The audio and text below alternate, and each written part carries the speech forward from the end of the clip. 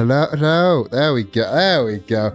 I don't know why that keeps happening. Welcome, everybody, to the Greatest Secret Tavern. This side, Linsa Laminsa, the Queer Buccaneer. I'm your host with the motion star behind the bar, Captain Eden Jackson. Welcome to a Rare Wednesday stream. How are you all doing today? Hannah, good to see you again. You are, in fact, a rare spawn now. I don't think you've seen this new setup yet. That's how long it's been since you've last been here.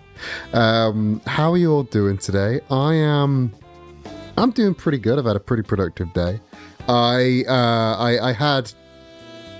put this stream together, which is an interesting stream that I'm excited to do. Even if nobody else enjoys it, I'm going to enjoy giving it. And yeah, I've seen it on the level. Yes, yeah, you have seen it. Wonderful. I'm glad you have seen it. Because like it's been here like a year. Vin, hello. But yes, I'm very excited to do the stream. It's going to be an unusual stream, but it's giving me a chance to like do all the teachery things and you flex what I know about design and shit. Vin plus boyfriend, hello boyfriend, how are you doing?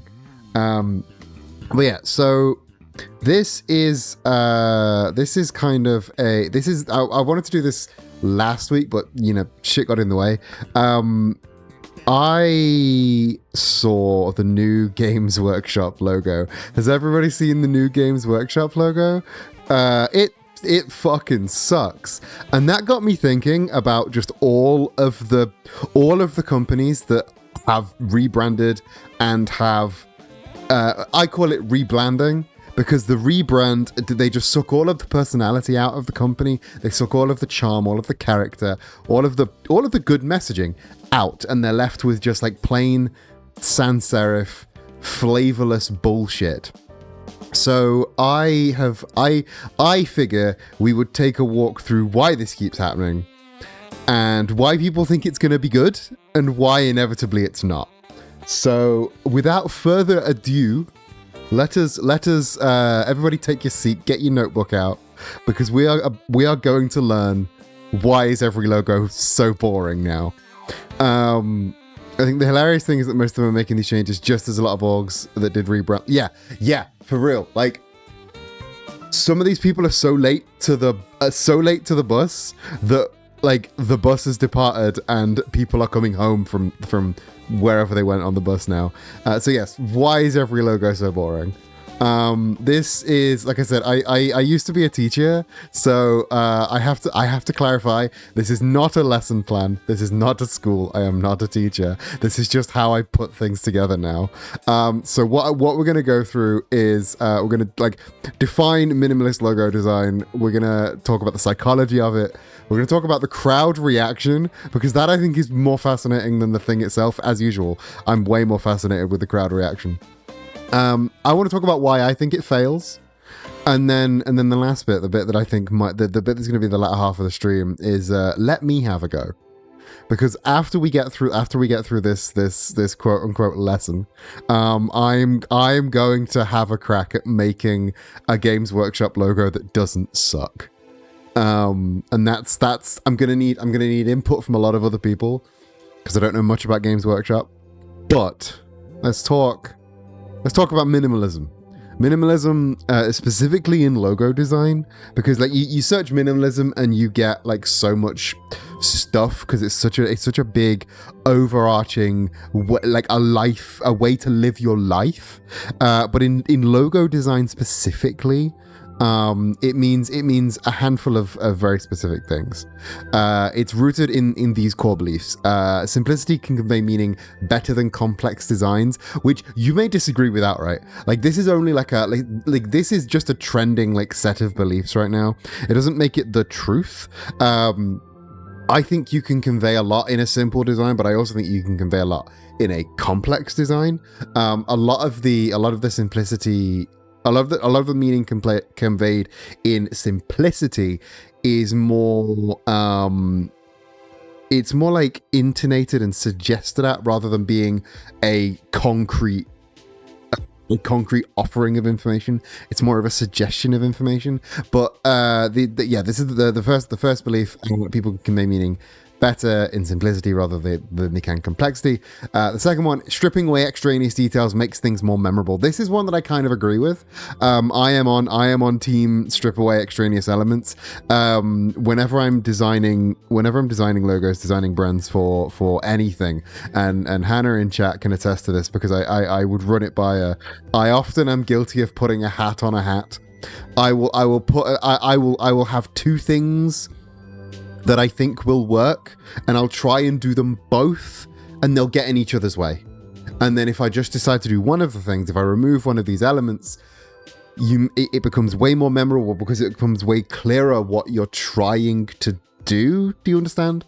Feel free to like chime in with questions, disagreements, whatever you want, dumb jokes. Be a slightly aggravating Twitch chat like you always are. But yeah, this is one that I kind of agree with. Stripping extraneous elements does make things more memorable because it's easier to learn what you are doing. It's easier to pick up what you're putting down if you're only putting down one thing. If I usually tell, I'm aware that I'm putting hats on hats. I'm aware that I need to take one of these hats off. Was it like Coco Chanel that said before you leave, take one thing off? Like that is something I think is true in design as it is in fashion, for the same reason. Number 3, communicating clear messages with economy of form. That's basically do a lot with a little. That's that boiled down into a simple thing. Like they want to be using, and this comes into number 4, basic shapes, clean lines, and a limited color palette. They will usually say like no more than like 3 colors. On a logo. This is another thing I kind of agree with.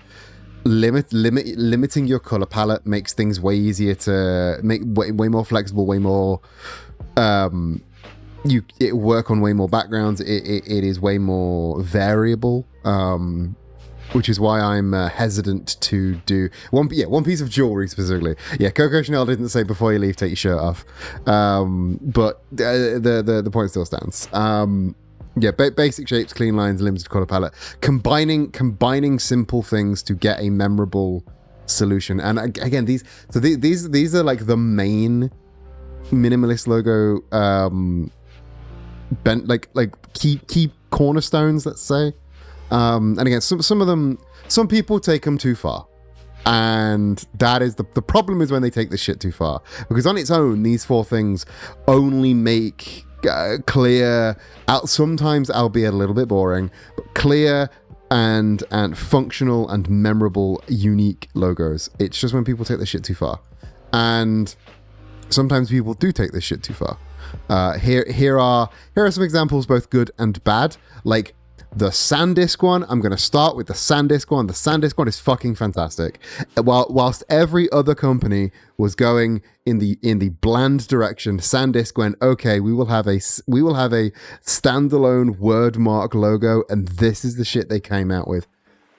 It is the best of the best. It's simple, it's minimalist, but it is not boring, and it is not characterless.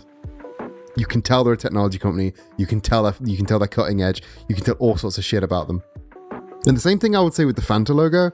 The old Fanta logo, there's the one with the orange. It's a bit much, and it's a little bit hard to read, especially when you shrink it down to small sizes. But the new one, it's one color. It is just one color, because the actual inside of the words is see-through, so it will work on basically every single format that you put it on. The old Fanta is better, just gives me nostalgia, but like the new one to me captures that retro feel without just being the old logo again. I quite like the new Fanta logo. eBay is when they start taking it too far. eBay is something that we're going to touch on later. They have decided to cash in entirely on name recognition. Like the old eBay logo, like as much as we may be nostalgic for the old eBay logo, it's kind of shit. It's a weird shape. It's weighted wrong. The Y is uppercase for no reason. It's got a lot of problems, but the new eBay logo solves all those problems and then just kept going simpler, simpler, simpler, simpler. And now we just have letters. They're in colors, but whenever you make a logo, you need to make a black version and a white version anyway. So the black version is just letters. That's just a font with very, very, very low kerning. And then the Pringles logo. Like, a lot of people, when this came out, a lot of people said a lot of bad things about the Pringles logo. I never disliked the new Pringles logo. Like, they said things like it took all the personality out of the guy.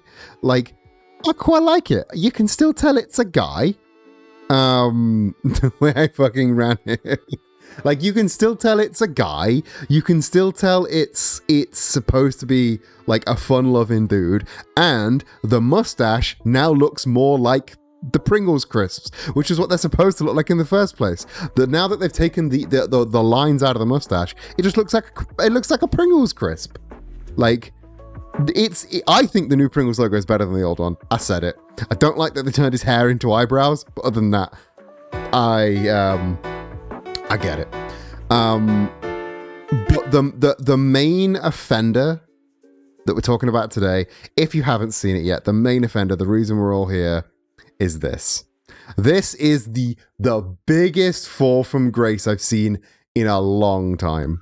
Like, old logo, yes, it was very 90s. Yes, it was a little clunky. Yes, there's a little bit too much going on. What the fuck is that W doing? But the new one? I mean, come on. It's literally nothing. It's literally just word in font. They've not edited any tracking, not edited any kerning. They've not made any of the letter forms unique. It's literally just word in font. And there is a middle ground between this and that. That's what I'm saying. There is a middle ground between 90s abomination. You're right, they're absolutely smashing it with the new logo. Like, you can change your logo like that after so long. Like, look at the Google. Well, remember when Google changed their logo? Everyone threw a shit fit, and then they realized that the new one's actually way better. But this is too much. This is too much. But we all know that it sucks. Let's talk about why they think that it should have succeeded. And I've got 4 points for this. First thing is visual comfort, which I've surmised nicely in this meme here. The visual comfort is it's just I ain't reading all that. And it comes to this simple statement: complex logos are beautiful, they are also overwhelming. People are under more visual strain than ever because we're all just staring at screens all the time. It's either our TV, our computer, our phone, or these electronic billboards that are now fucking everywhere. Everywhere we look is screens. So we're all under so much visual strain. Like, eye strain, real fucking problem. In that vein, asking people to go under more visual strain to unravel a complex logo, like, some might say it's asking too much of people. So people use simple logos because they're easier to consume at a rapid pace. You can have a look at the logo, you know exactly what it's for, what it's about, what the vibe is. That in a successful case, this is what's supposed to happen. People use TVs in this year of Our Lady Hatsune Miku. People use TVs because they watch YouTube or Twitch on them through a Chromecast or a HDMI cable. I'm not talking like network television. People have streaming services or YouTube or Twitch.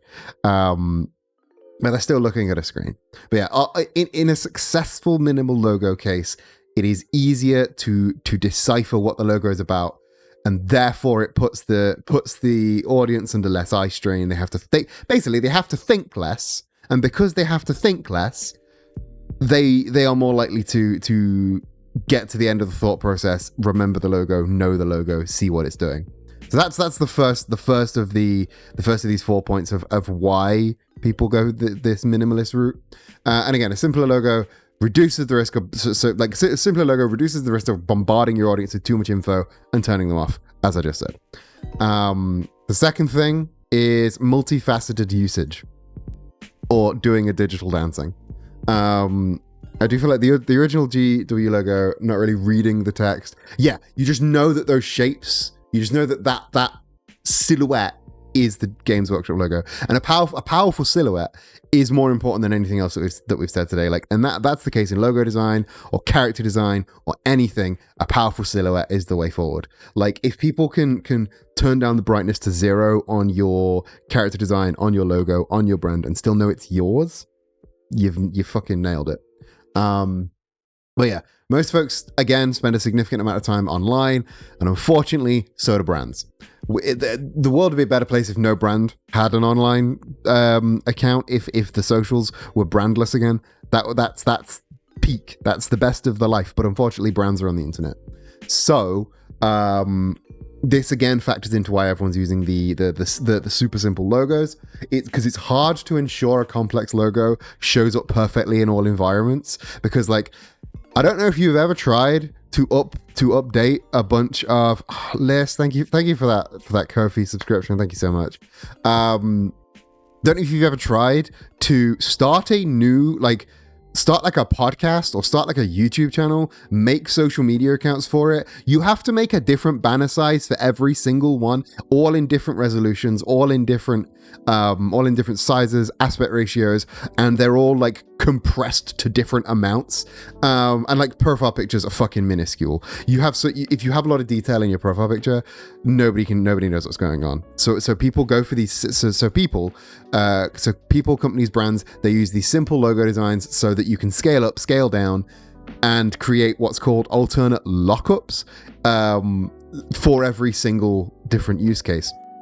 So when I'm creating a logo for a client, for instance, I'll have the symbol, the glyph, and then I'll have a lockup of the symbol on top of the text, and then another lockup of it to one side for the more horizontal, and then we'll do a badge one for the profile picture where the text goes around the glyph. Like, with a simpler logo, it's way easier to do all of these different lockups than it would be in a super complex logo. Like, I'm not sure if you guys have seen the original Apple logo.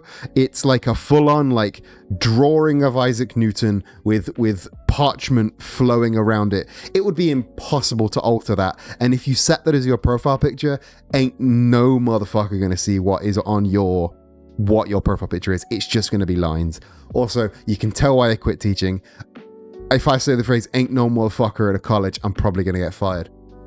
So simpler logos work online and offline as well. That's the most important thing. You don't have to worry about the differences between your brand design, between your email signature and your letterhead. If they are both very simple and use minimal colors, you don't need to worry about being able to fired or laughed at both. Probably one then t'other. But yeah, if you're only using a couple of colors, you don't need to worry so much whether or not your printer is looking good and like you're printing in the fucking CMYK instead of RGB, because it's going to look the same. It's going to look the same. How dare the kids not enjoy? How dare the teacher and the kids not be able to get comfortable enough with each other to say the word fuck every now and then? But yes. So multifaceted usage is another sort of reason that people go into this super minimalist direction. There's also small screen scalability, small screen suitability, because size matters. Not only does a simple logo look better on a website designed for mobile, but it also lends itself to the creation of new brand assets like apps, profile pictures on social media, things like that. Many companies will use simplified versions of their logo to create little tiny like favicons and app icons and all that shit. Like, again, have a look at the app icons on your phone. They're all very simple logos, because if it was a complex logo, nobody would be able to tell what it was. Like, I have an icon pack on my phone that reduces all of the apps to one color icons. So they need to be simple, otherwise I wouldn't be able to see what they were.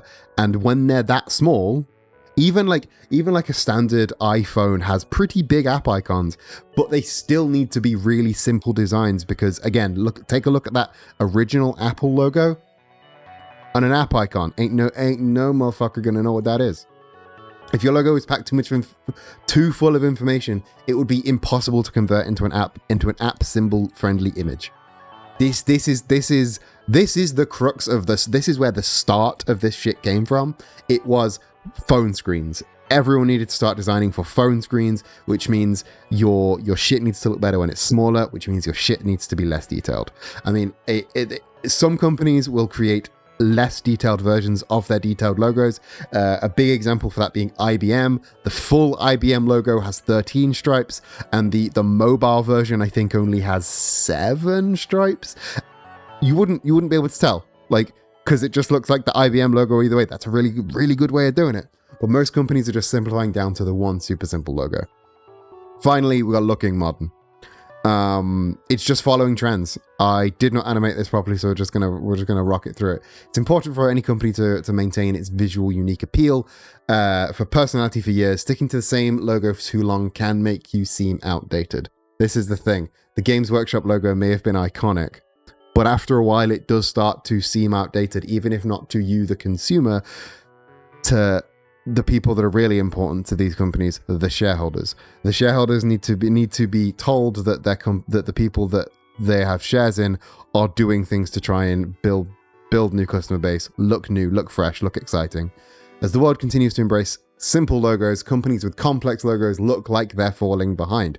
If everybody is running left, you need to start running left as well. Otherwise, people are going to start asking, why are you being left behind? And updating your logo with a focus on simplification makes it look like you are now on the cutting edge, because it looks super modern, super trendy, super up to date. Like all of the futuristic companies you see in like sci-fi films, they all have these super simple logos, so it makes you look modern and cutting edge. And eventually it may well become trendy to get complex again. We are the crux of it is we are currently in a minimalist trend. We are currently in a world that wants minimalism, and that might continue forever. That might just degrade until we are all using the fucking Games Workshop ass logo. But failure to keep up to trends can leave your customers wondering how trustworthy and knowledgeable you really are. If you're still using the same logo from the 90s, what else from the 90s are you still using? Is your customer service department still stuck in the 90s? Is your online ordering department still stuck in the 90s? I understand why people want to look modern and up to date and don't want to keep their logo from the 90s. And a simple logo can help put you in the conversation with other people that have well embraced minimalism. So like if you are a tech company with a super simple logo, then you are going to be put in the same conversations as things like Apple and Microsoft that are also using the super simple logo. Honestly, I don't think it's a major reason, but I think one of the reasons that Linux is still niche is because of bad branding, and that's just a thing with open source stuff, because it's hard to get a designer to it's hard to get an open source team to agree on a design philosophy. Because they're all coders, which is why all open source software handles terribly. Logos are also beholden to a 20-year cycle of popularity. Everything is a 20-year cycle of popularity. But so this is the psychology of why people are doing it. The crowd reactions ain't so great. I've had some fun finding these crowd reactions specifically to the coders have terrible UI design skills. One of the programs I used to run my entire StreamerBot, it's open source, it's free, it is open source, it's free, it's made by coders. You can tell because it does not have a good UI. Apple's move to liquid glass, as shockingly poor as it is, it's probably an indication of a move away from flat design. For UIs and stuff, for UI, Apple's liquid glass is a bit of an outlier because they're trying to do that thing that Windows 10 or Windows Vista did, where they're trying to make one UI for the Mac, the iPad, the iPod, the iPhone, the iMac, the iPod, sorry, the iPhone, the iPad, the Macs, and Vision Pro. So like they're trying to they're trying to make this liquid glass thing fit in the Vision Pro atmosphere, because like flat design doesn't really work in augmented reality. So that's why they're moving away from that thing. Airbnb moving to 3D iconography. Yeah, I would like to see us move away from flat UI. But as far as that branding goes, I can't see us moving out of minimalist branding. You can do minimalist and like this sort of textured. It's more about shapes and forms. But yeah, the crowd reactions. This was a really fun article I found. What unholy terror happened to the Games Workshop logo? The sans serif rebrand claims another victim. The Games Workshop's Warhammer's dreary new Games Workshop logo is fine, and I'm totally fine with it. Okay. Games Workshop has dumped its iconic red and yellow for a soulless corpo stamp. No, those aren't tears. I'm just fine. How are you? Then we have this. I think this next one might be my favorite. The new logo looks great to me. It looks perfect. It's fine.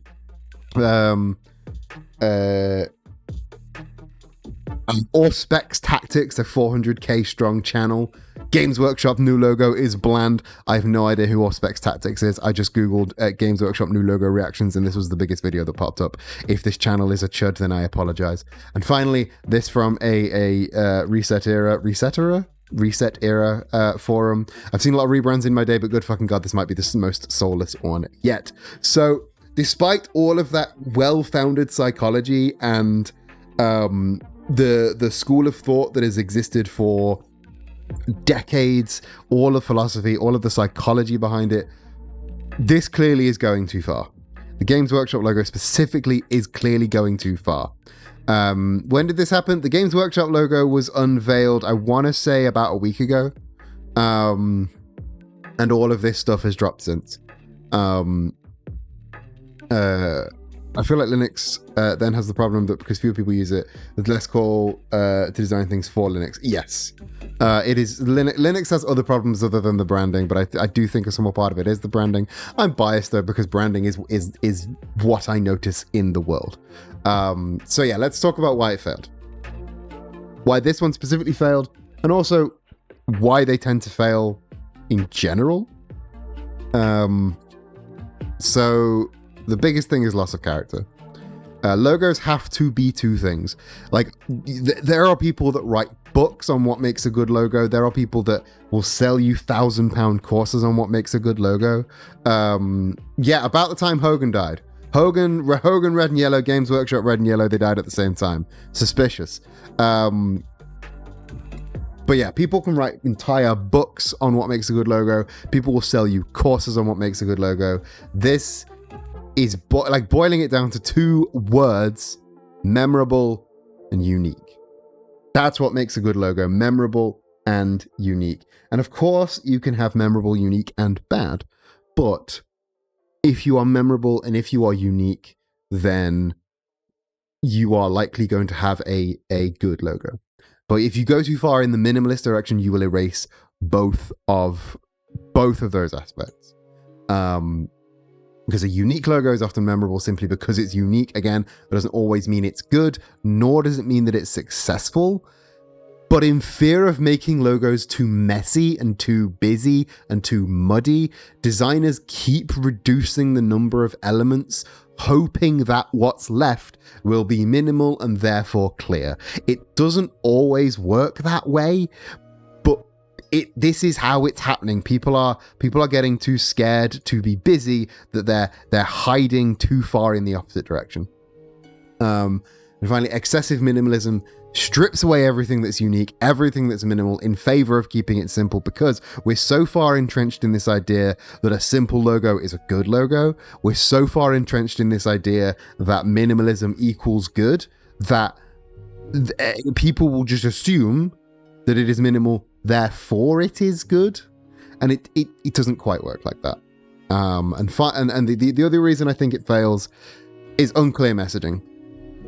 And this is sort of building off the last point. Logos are becoming so minimalistic that you can't figure out what the logo does, or what company it represents, or what the company that it does represents. You know, like if you didn't know anything about Games Workshop and all that you saw was that logo, You wouldn't know that it was a miniatures, a wargaming company, a company with a storied history, a company that defined wargaming and minis for decades. You wouldn't know that it was the company that made like Nottingham the capital of wargaming. It's gone too far. It's gone too far in that direction. It's horseshoe theory, exactly. Logos are vital for marketing and brand identity. So it all comes back to the message that the logo sends. Again, if you look at this new Games Workshop logo, you can't see what it's supposed to be saying. You can't see what it's supposed. Like, to me, what it's supposed to be saying is, we are a boring corporate company. Despite the fact we have games in our name, we are a boring company. We are no fun. We are serious business. We are corporate. We are shirt and tie. We are not fun. And that's wrong. Wrong for a company like Games Workshop. It's a failure. But a logo comprised of just a simple plain word mark offers little to nothing in terms of messaging, and all it does is rely on name recognition. This is the crux of why all this fails. It is just boiling everything down to name recognition. Yes, people know the name Games Workshop. So therefore, people see a logo that says Games Workshop and they know what they're going to expect. They're going to expect Warhammer 40k, Orcs, Eldar, Dark Eldar, Tyranids, the Tau, and those are all the Warhammer words I know. But you should not rely on name recognition alone. And that is because this combination, if you just end up relying on your word mark, it comes off as conceited. Like, it comes off as self-important, like self-aggrandizing. What it is telling me, and I'm saying this as a designer, so I'm used to reading into these logos. What you are telling me, if you have nothing but your name as your logo, all you are telling me is, I think I am too good to try. I think I am too good to have to convince you what I mean, because I am an established brand. I am an established name. All I need to do is say my name, and you will know what I'm about. And sometimes, when that name is Apple or Google, you can get away with that. But even Apple and Google have logos. Apple and Google really fucking nailed the minimalism.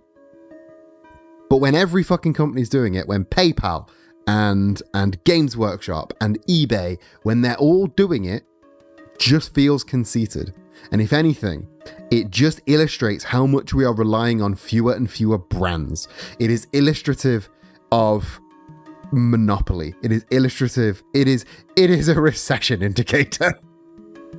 As much as I loathe everything being a recession indicator. Yeah. This is my grand. This is why I think it fails, because it makes companies seem conceited. It makes them feel like they are saying, I don't need to try because I am big enough, rich enough, famous enough that you already know who I am, what I do. I do associate minimalist logos with higher end companies. Yes, it is a sign of luxury, high end, and established. So yeah, but when a smaller company does it, and I'm not saying, don't get me wrong, Games Workshop ain't cheap. It is a very expensive hobby, but it's not high end. It never painted itself as high end, and painting it, and because Warhammers don't paint themselves, you have to do that yourself. It has never built itself as high end. It has always built itself as a vaguely approachable, albeit complex hobby to get into. Like PayPal, the same thing, is not a high-end brand, should not be represented like a high-end brand. But yeah, this is my theory. It makes you seem conceited, and that is what happened to the Games Workshop logo. I had no idea how long this was going to take. I kind of just vibed through. Amber, you've just missed the whole presentation. I did like a 40-minute presentation on why this was bad. But you're here now. You're here for the important bit. Sneaks into the back of the lecture theatre. Yeah, sorry, I just got here. Can you just go through that? Can you start again? Yeah, that's what happened to the Games Workshop logo. That's my read on it anyway. It makes you seem it seems conceited. It seems full of itself. It seems just wrong. It seems bad.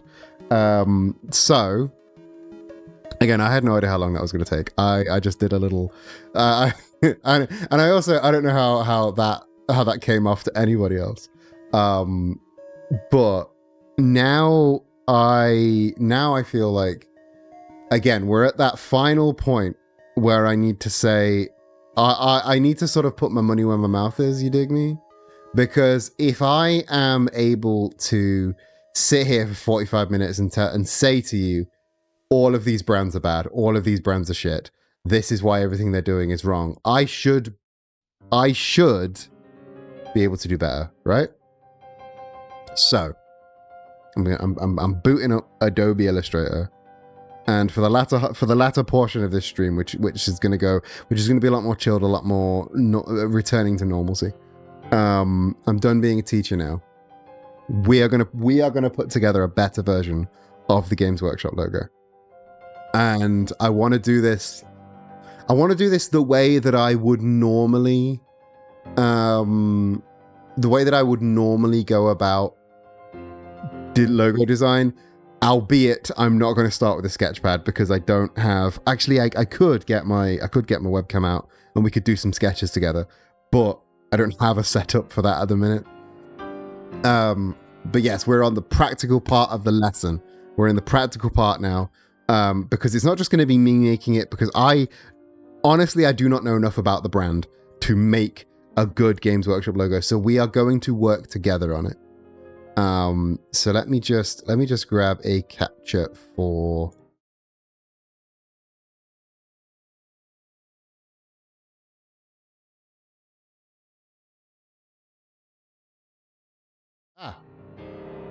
I was sure I had. I'd pressed the studio mode button, but alas. When did that cut out? Yeah. It's a practical part of the lesson. We are going to work together to make this new Games Workshop logo. So I have a big blank Adobe Illustrator. So I don't know enough about the company. Don't know enough about the games. I never actually played a game of Warhammer.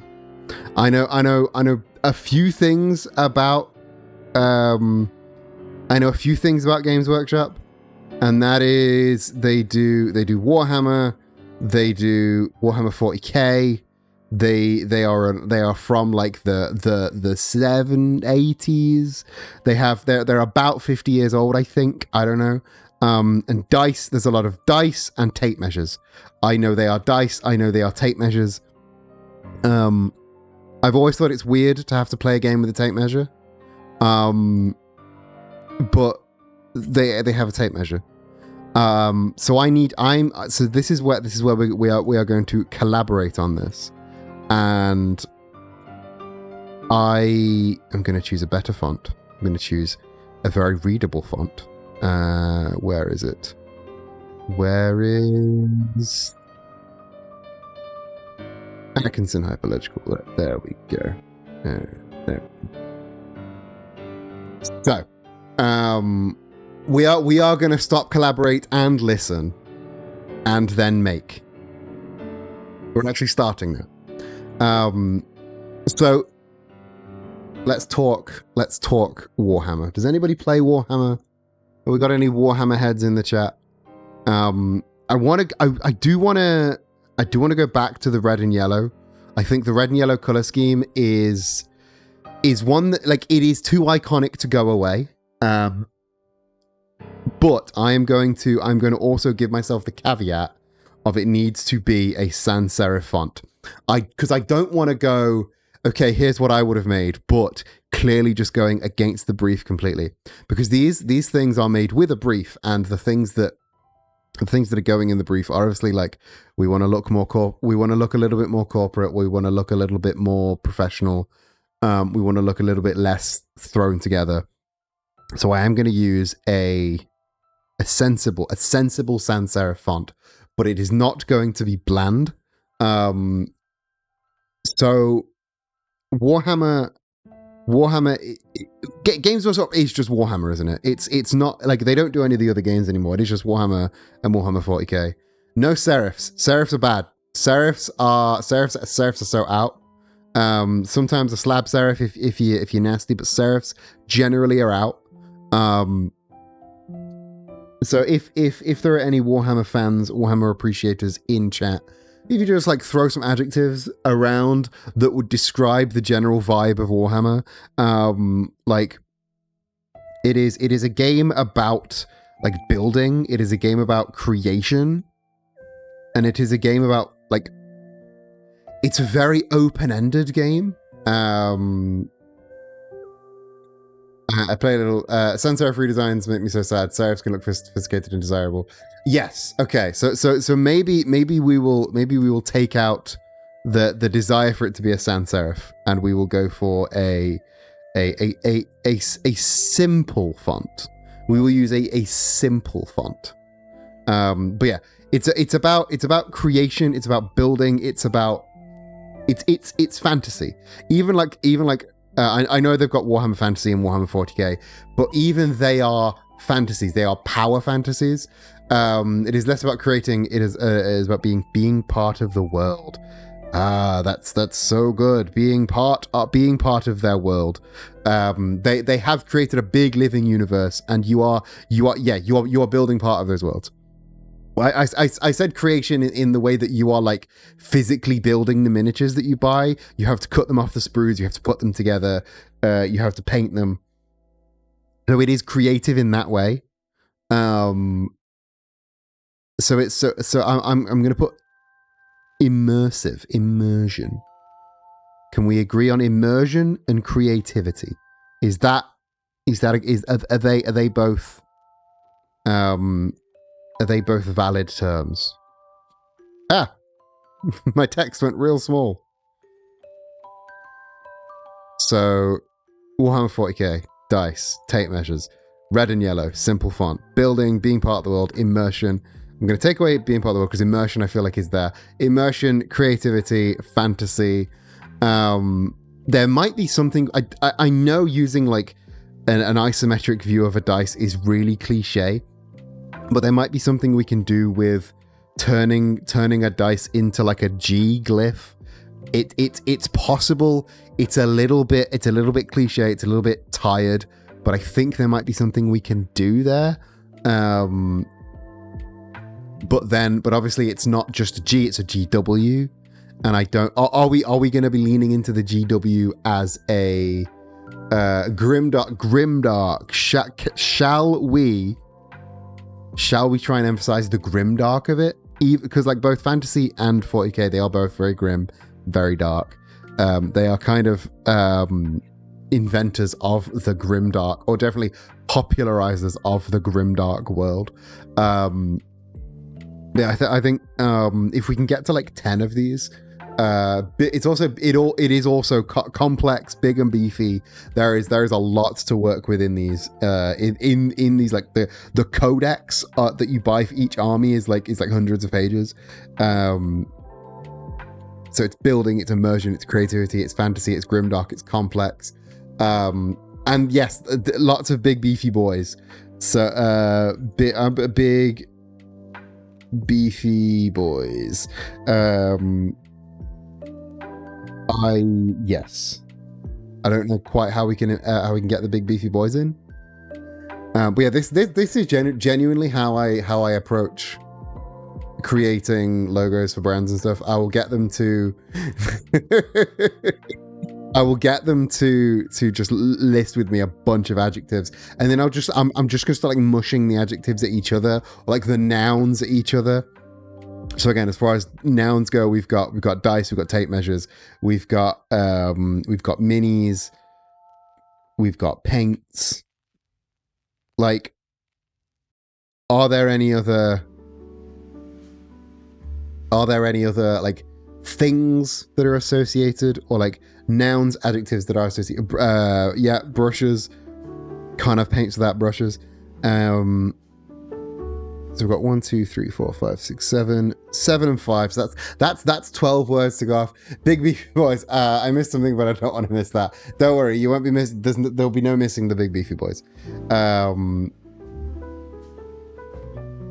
What else? What else is decidedly Games Workshop? What else am I missing that encompasses the world of Games Workshop and all of its games? Or complexity. I'll tell you what. Do I have a spare Firefox? Warhammer. Let's just look at the Warhammer website, see what they have. Like, obviously they've got war, they've got there's again a lot of emphasis on war, a lot of emphasis on soldiers, on yeah, I don't know why we haven't just put the word combat or war or anything like that. I think there's definitely something we can use there. Scale, yeah. So large scale. Like it's quite a zoomed out game. Like a single soldier is really small. So maybe something with large scale. 1, 2, 3, 4, 5, 6, 7, 8, 9. So we're at 9 and 5. There is something here. And even if what we make is dreadful, even if what we make is abhorrent, it'll still be better than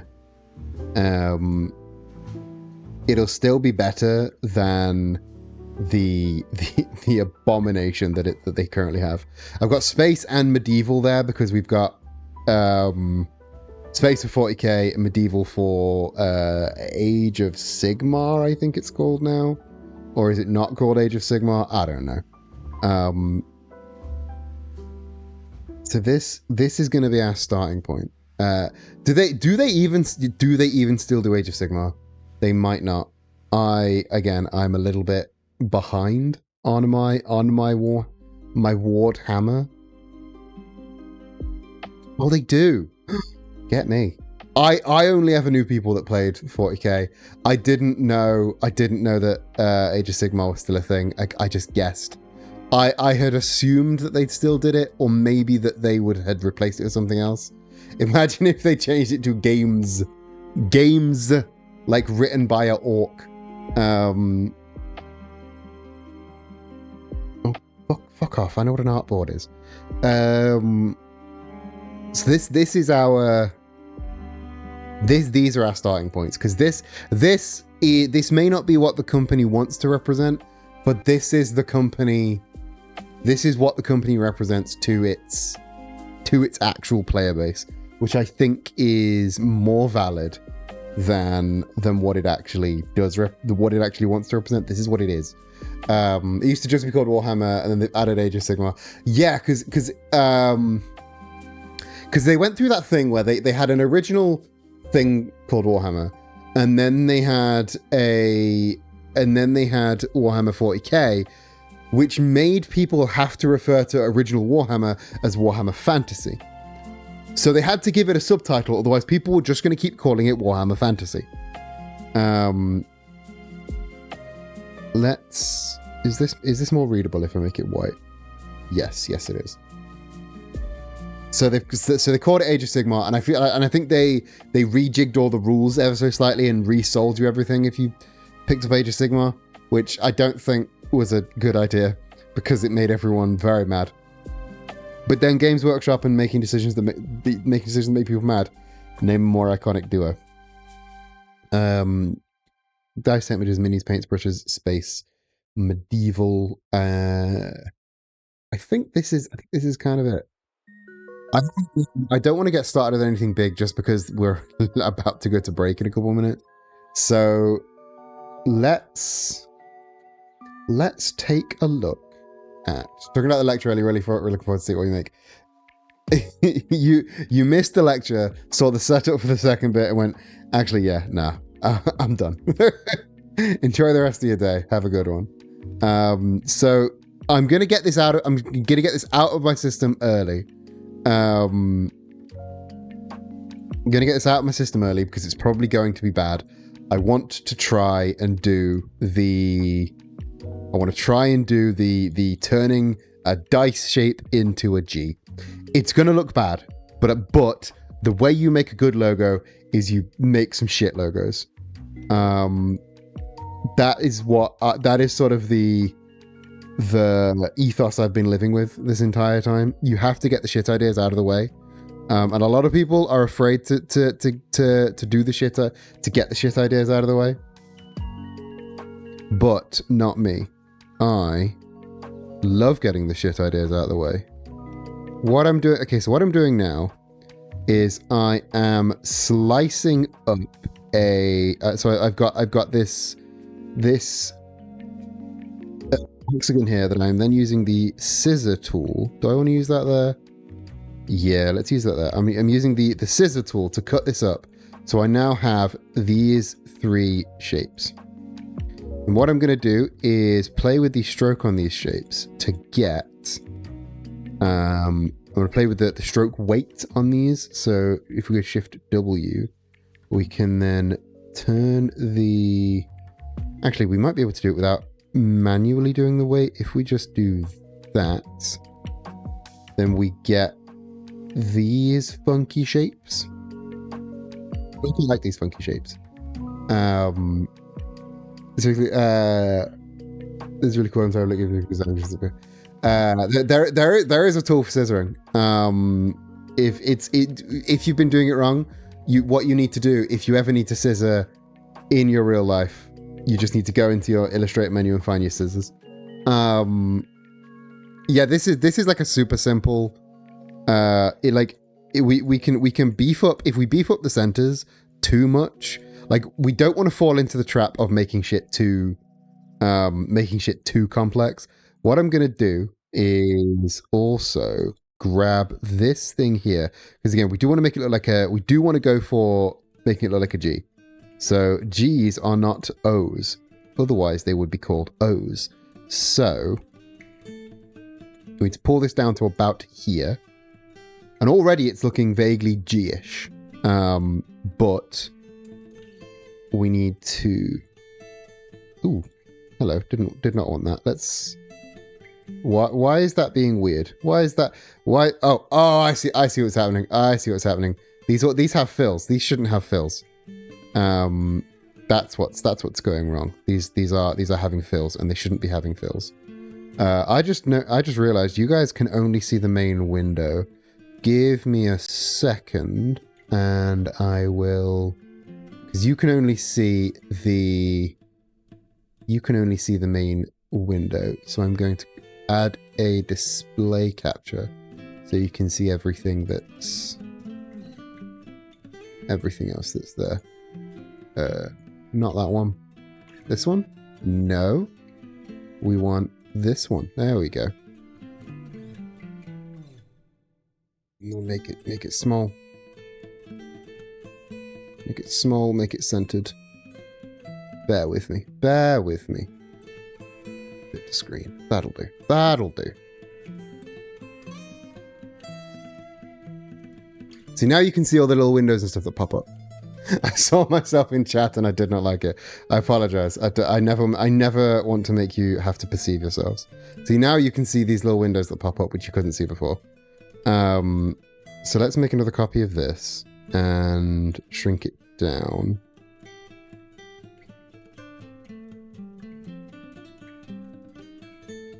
That is way too high.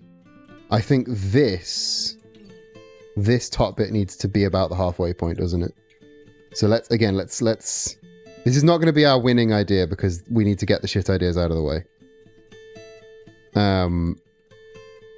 But if it is, but even if it's the shit idea, we're going to need to do it well. So let's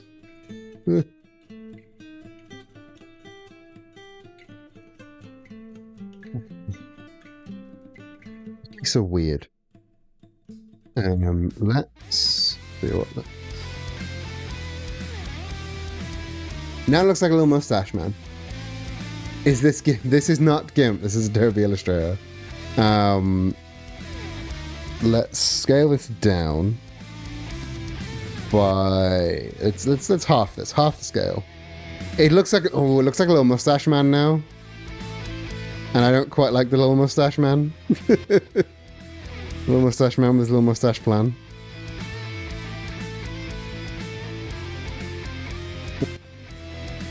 Right. This again. This is why we get the shit ideas out of the way first, because we realize that they won't actually work in the physical space the way we want them to. Because if we mark out what an actual dice would look like in this sort of space, then what we would do is this. We would get another version of this that comes to we'll get another version of this that comes to like here. And then we would reflect that by 180 degrees, I think. Okay.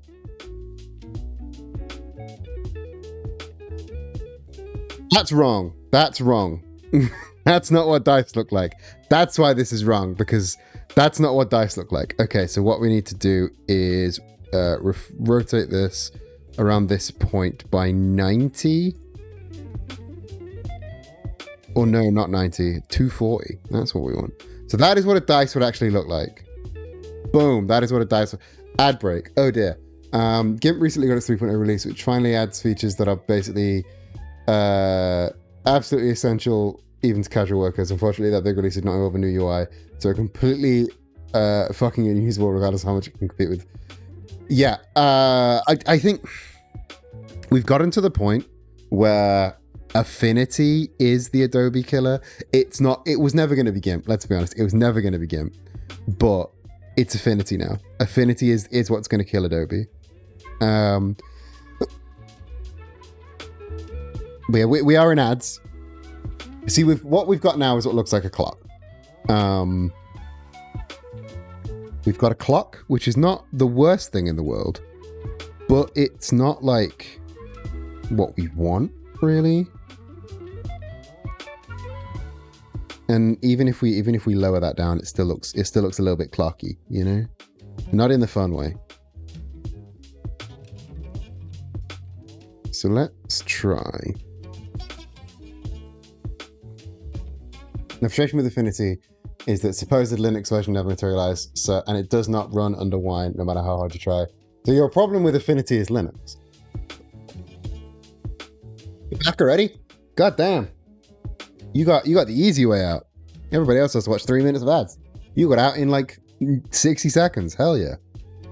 So what we've got now is a clock, and this is, I think, why this design fundamentally will not work, because it looks like a clock. And even if we like try to 23 seconds, that's incredible. You've learned how to cheat the ads. Yeah, it's supposed to be a 3-minute ad break. Because I'm going to let you in on some inside baseball here, some indoors cricket. The reason I do a 3-minute ad break every hour isn't because I want to, isn't because I like making you watch 3 minutes of ads, because I don't. If I had my way, I wouldn't ever have you watch any ads. But the reason I subject you all to 3 minutes of ads every hour is because Twitch wants me to. Like, it means if I don't watch any, if I do 3 minutes of ads every hour, then what happens is nobody gets any pre-rolls. So when they come to the stream, they just see the stream. They don't see any. They don't see any pre-roll ads, which I hate. And I know everyone hates pre-roll ads. Yeah, this isn't gonna work. This looks like a clock. Even that doesn't look fantastic. We could really fatten up those strokes, but even then, like it just looks like a clock. Which is, yeah. So we're getting the shit ideas out of the way. We're getting the shit idea out of the way.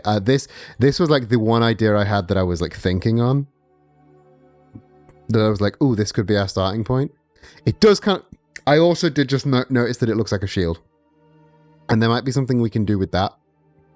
Because, of course, shields, if we're going back to our list, of words, we've got combat and medieval. Shields are a big thing. If we could get like a dice shield shape, that would be really neat. I would have to look if that's, well, in a usual case, I would have to look at to see if that has already been used. What I'm doing here is I'm making a copy of this and then going to the original that I'm working on and hitting the expand button. What the expand button does is so right now what these are lines with an outline. But if I expand these, they become shapes. And the reason I expand them is because I can alter each of them in different ways. So I cannot like alter the thickness of these lines anymore. Or I can, but not nearly as easily. What I have done is somehow ended up with these weird inner triangles, which I'm just going to merge with the shape tool. So, but what I can do with when it's an expanded shape is I can do this, round off these corners, and now we really are cooking with a shield shape. Looks really medieval, but I just had a thought. Let's bring one of these back in. What if we kept the dice / shield, but made the internals what was that? I didn't reflect anything there. Right. What if we kept the dice / shield shape like that? Is that anything? Is that anything? I don't know if that's anything. Maybe if these lines were thinner.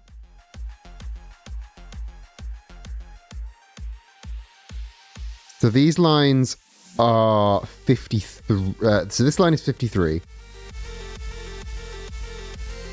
So if I make it 25, so make it 27, that's now half the width of that.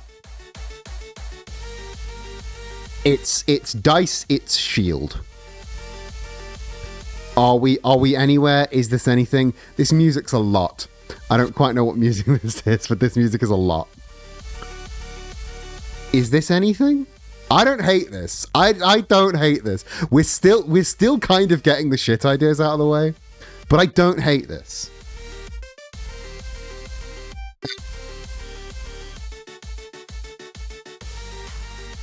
Let me put another version of it over here. This is the maybe pile, you know? Get some skull iconography going, and that's definitely Warhammer. That's true. Like Warhammer is all shields and skulls. Ooh. Can I like it with all 3 of the corners rounded off?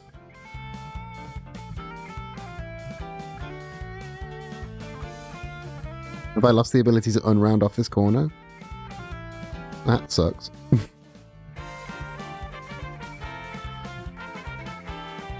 Nope. I just want this corner.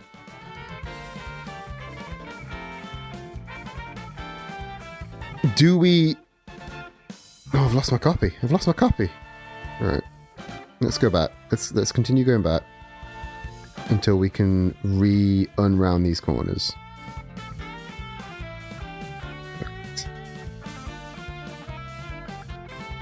Now, okay. Let's What happens if we round all of these corners off?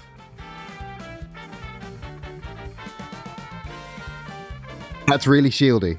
If we round them all off, it gets really, really shieldy. Then we pull in another one of these. We rotate it by 240 twice. No, we rotate it by 180. And that fills in the top. Then we rotate it by 240. And that is the bottom edge. There are definitely easier ways to do that. It's... I think we lose something when we add the... We lose something when we add the lines. And I don't know what to do about that. Because I think the... Oh, this is also like a little touch off center. Yeah, it looks a little helmet. It looks a little generally army-ish. 57. That doesn't go into anything. We've got shield. We've got a helmet. We've got dice. It's a lot. But it's got personality. I think if would adding spots to the dice be putting a hat on a hat? Let's find out.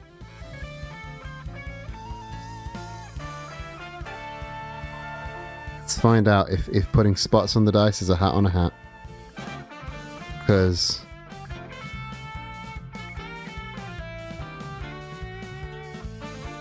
I don't hate the single spot, you know. I don't hate the single spot. Try making it a 6 or a 3. 5.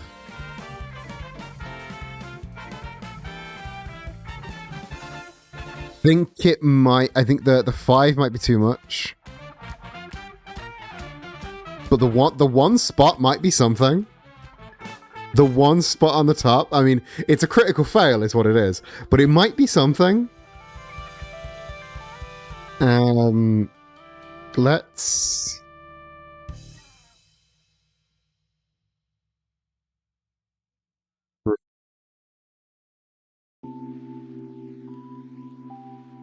Don't... But I think... If we're going to put a number on, I think 6 is the way to go. Because that's your crit success. So let's get rid of these.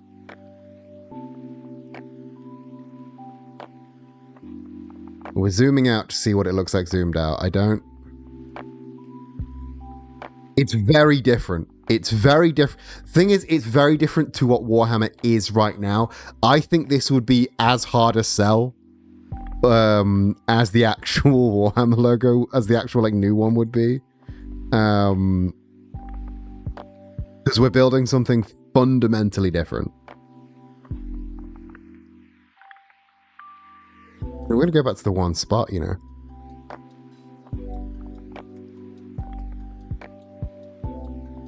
This is very much alternate dimension Warhammer, because if I presented this, they would not like it.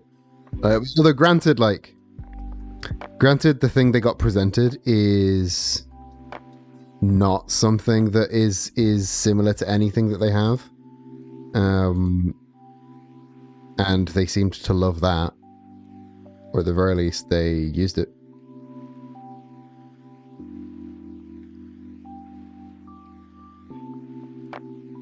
Just putting in a placeholder sort of red and yellow at the minute. No stroke. We are strokeless here. We do not stroke around here.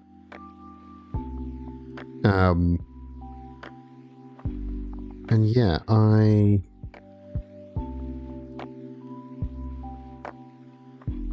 why is that doing that? There doesn't need to be extra. There doesn't need to be any extras around here. What is cracking off around here, eh? What is cracking off there? That is obscene. Right, no strokes, no strokes.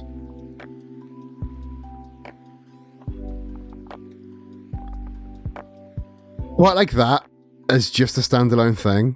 That looks pretty sexy. The one spot is kind of like the head top on a person looking at their holding out their arms. Yeah, I see it. I see it.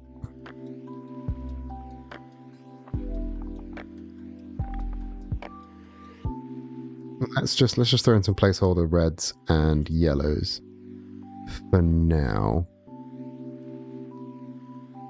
And let's throw that like there. And have this be...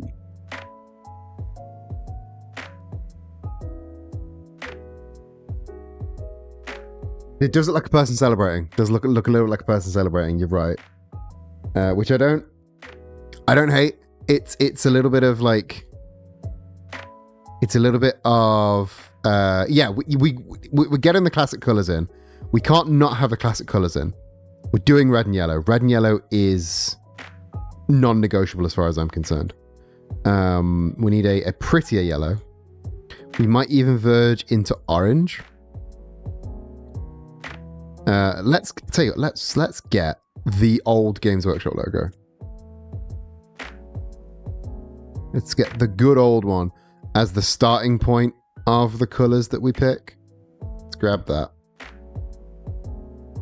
We're not going to use these colors because that is a foul color combo. Like, look at how nasty that yellow is.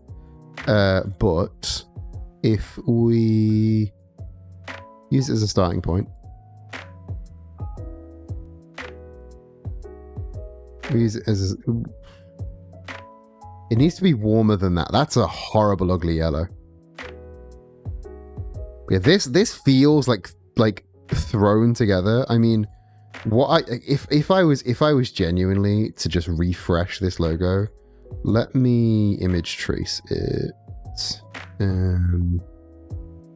If I was legitimately asked to do a refresh on this logo, I wouldn't do a lot to it, if I'm honest. I think let's go. Let's do a little. Let's just do a little cleanup on this. I think if we go. Ooh, no! Sorry, I did this very badly. I did this very, very poorly.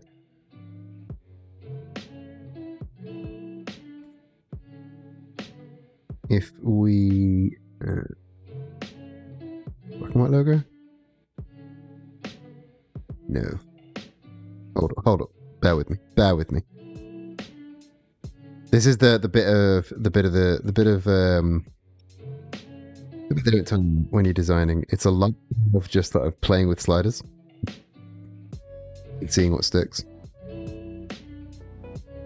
Because there's very few things that actually yeah, the AM overlap is really weird, and that's one of the things I want to fix. So let's draw a little line here, and a little line here.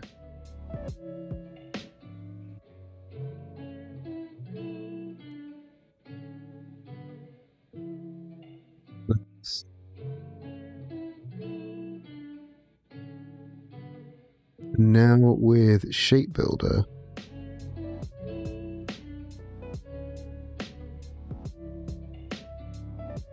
I've fucked something, but I can fix it.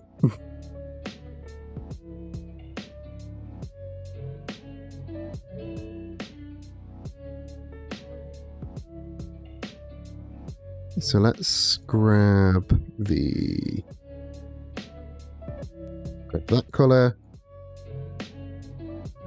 Shape build with that color. Can I shape build with that color, please? I just need to shape build with this color.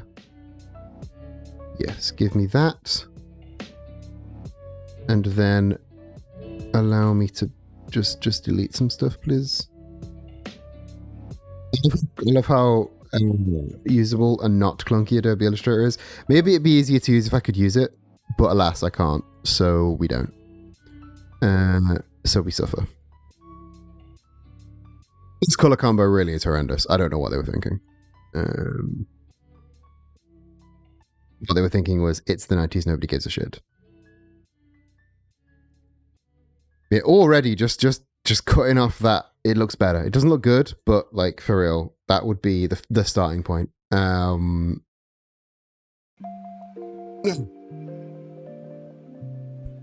Your gender is the new undisputed world champion. Jedi, welcome. How you doing? The undisputed world champion is in the house.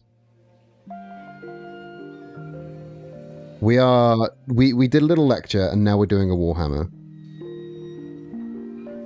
I hope you're having a good day. If you missed the lecture, it will be available on YouTube, I assume. Okay, what if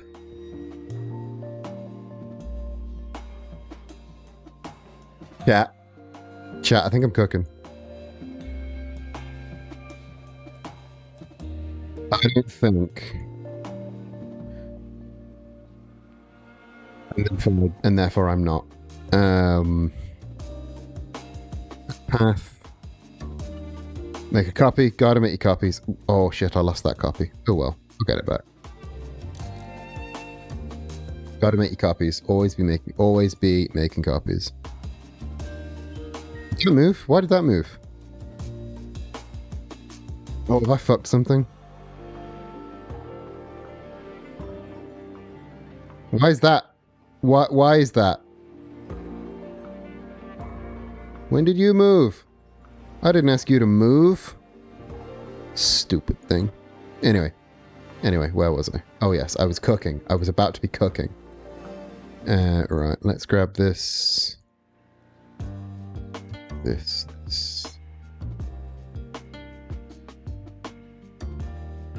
Copy. Is there another shape hidden there?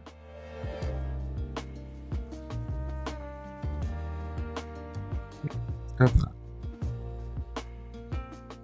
that. I'm just working for a very odd dream and it left me with the idea of a quartet of Batman villain-ish henchmen start after the Batman ghost being Lanky, Cranky, Shanky, and Bud. I'd read that. Offset path, actually. Get rid of that. Make a better copy, a cleaned up copy. We've got to do our cleaning. Path offset. If we offset that path by, call it 20, just for. And this looks ugly. I'm aware that this looks ugly, but we are immediately going to use this shape builder tool to clean it up. And how are we cleaning? By just erasing. You see every single overlap there is a new shape. And we can use the shape builder tool to just erase the bits we don't like. That would be this star down here. We don't need to we don't need to get rid of the bits that we do want. That's not how that works. But yeah, anyone that's coming in late, there was the mini lecture, and I'm definitely going to put that on YouTube. I made a little thumbnail for it and everything.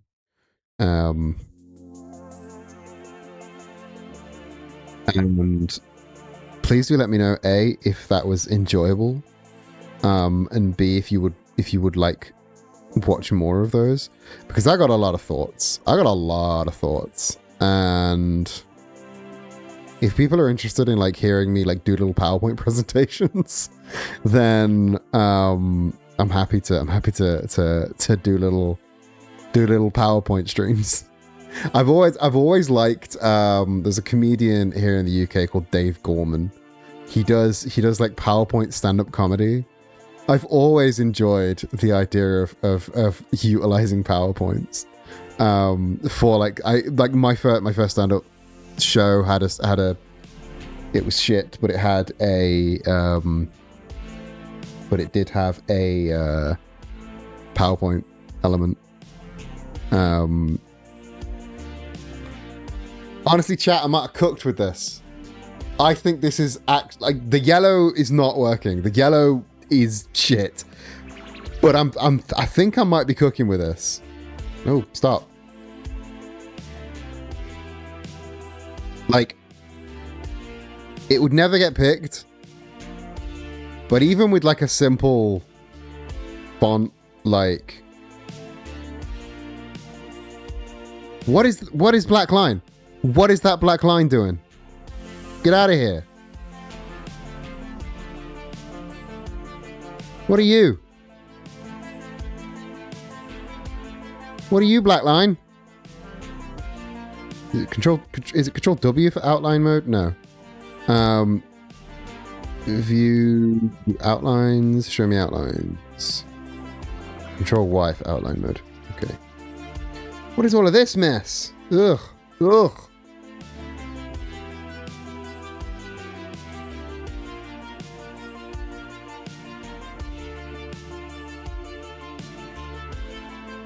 Ugh.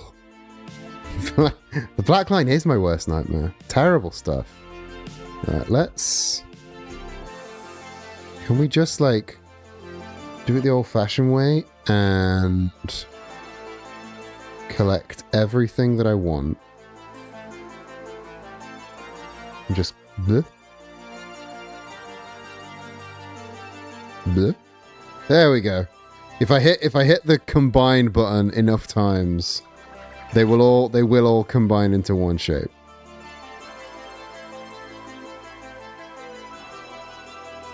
And then I just need to sort this mess out. Oh, this is nasty. Never leave yourself in this state. I fucked up somewhere.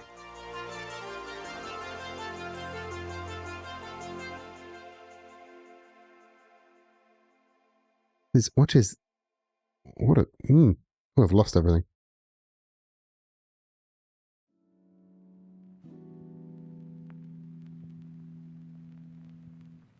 Let's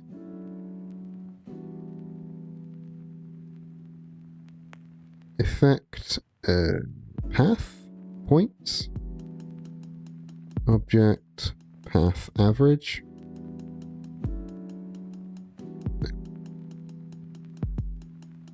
Actually, that doesn't work.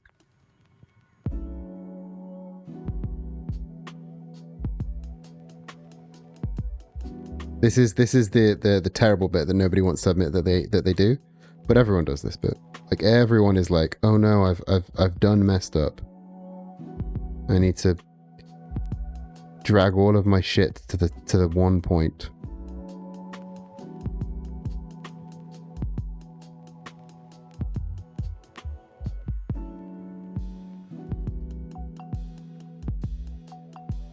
See, the thing about using the shape builder in the way that I did is that was the wrong way to use the shape builder, and now I'm left with just lots of stuff, lots of extra bump that shouldn't exist. So bear with me while I just get rid of it all.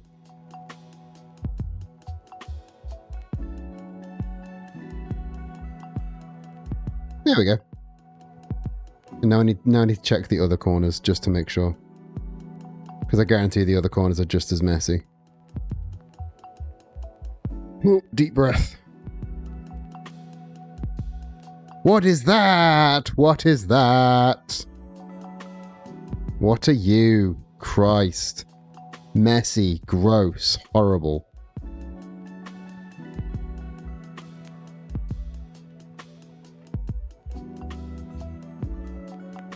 That one.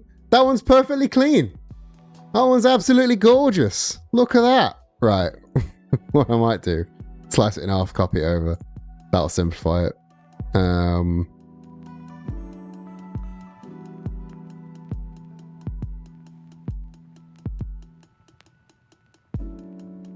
Honestly, chat, generally with the vague forms, I think I might have cooked with this. Like, it's not often that your shit idea ever ends up being something usable. But I think this is really good. Let's pop that out.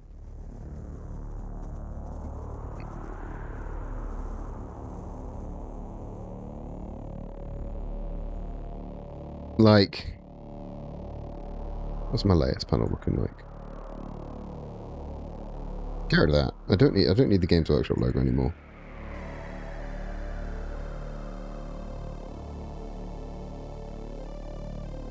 No text, just that way back the logos. Obviously, we put some text on it. We put some text on it, and we sort the colors out. We put some text on it. We sort the colors out, but generally, I quite dig this. Got that. We got that. Where's this shape? And what is all this bump? I think I'd get rid of that. Get rid of that.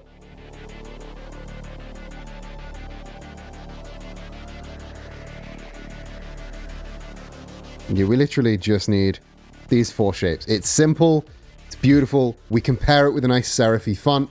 It's a dice, it's a shield, it's a helmet. It's nothing like the old or the new, but I think it works in a way separate from any of those. We make all of these one shape.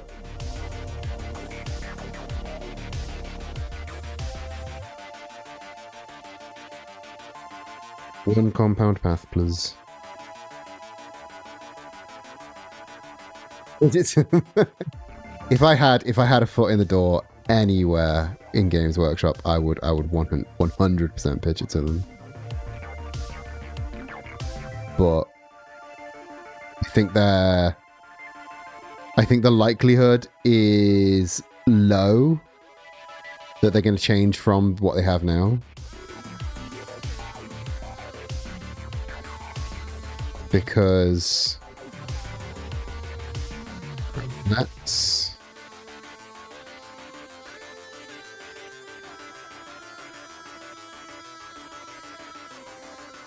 the likelihood that they'll see what they have now as anything other than a good investment is basically nothing.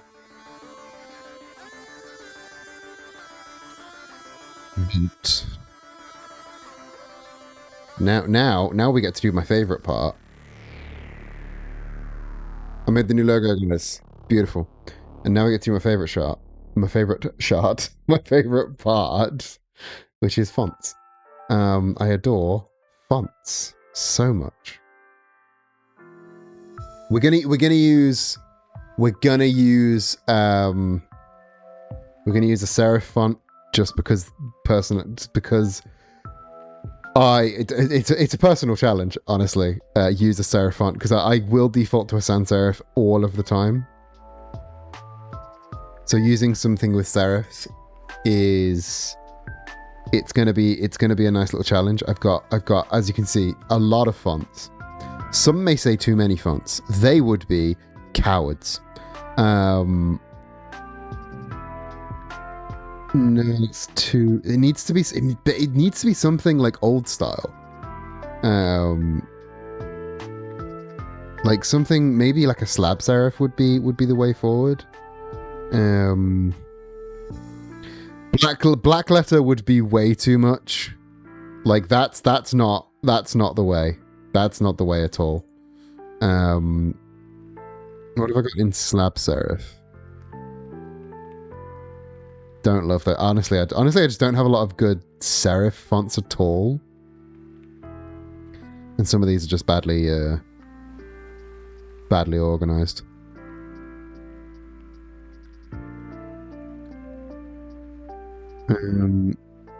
Now I wordlessly cycle through fonts. Look at it. Beautiful, beautiful stuff. We got it. The most disorganized, chaotic font I have. Bam. Ye old gamesy worky shoppy. There, yeah, we'll use a black letter font. Rebrand to ye old gamesy worky shoppy. I don't hate that. It's a little bit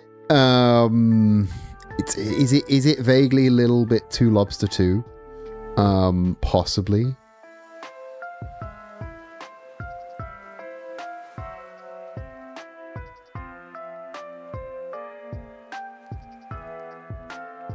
What you were on before looked cool. Let's copy this over. Why is that not one big group I can just move? There we go. Oh, because I'm in the group. That's why. And don't worry about me scaling this up and down because I'm working in Illustrator. I can scale things infinitely because I'm not actually working with pictures. I'm working with math equations, which is I'll be honest, I don't understand how it works. I know that it works. Where's my mouse? There's my mouse. Yeah, I quite like Zayden. Zayden's quite nice. That is, that's a bit. No, there's something a little bit unrefined about that. A lot of the serif fonts I have are they look a bit hand finished, which may not be the right vibe. We may need to delve into the world of Adobe fonts, that's going to be an hour. We could be there all day. Like that as well. It's very similar to the font we were on before. But I think something like this, something that's too round is too soft. We want something that looks, for lack of a better word, angry. And the thing with using a serif font is we can't go all caps. Because if we go all caps, maybe we can go all caps. Because that looks better than I assumed it would.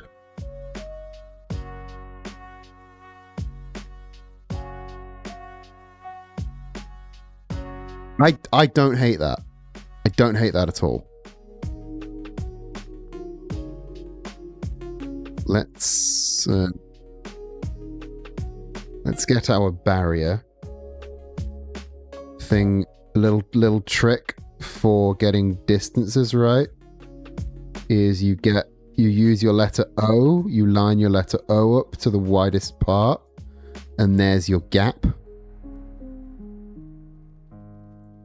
I don't know why I'm inside this isolation group. I shouldn't be inside this isolation group. This should be a separate thing. I am going to put these on a new layer though, just so I don't lose anything. Layer 1 is our like bump and crap.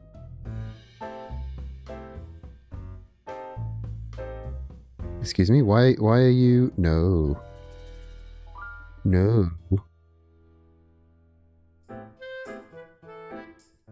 You okay? We don't need you. Is it a little? Is this? Ignore the O for now. The O will get rid of itself soon enough. We just need to do some sizing. So we're going to use golden ratio 1.1 for 1.6. Move this over here to the other side of the O. Get rid of the O. Skaboom. The Irish branch. Well, welcome to Games or Workshop. Or would it be better if we centered this? Better if we centered it. See, I always like left align when I'm on. I always left align when I am doing a left aligned lockup because I think it looks better, but mayhap it does not.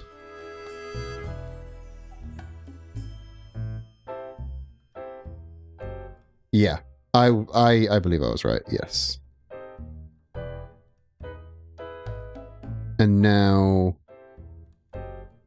if we need to do this one, we need to center align anyway because we're making the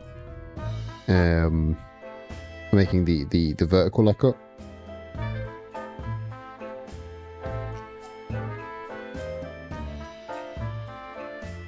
And this on a vertical lockup, the way we size this is we get two of them on top of each other.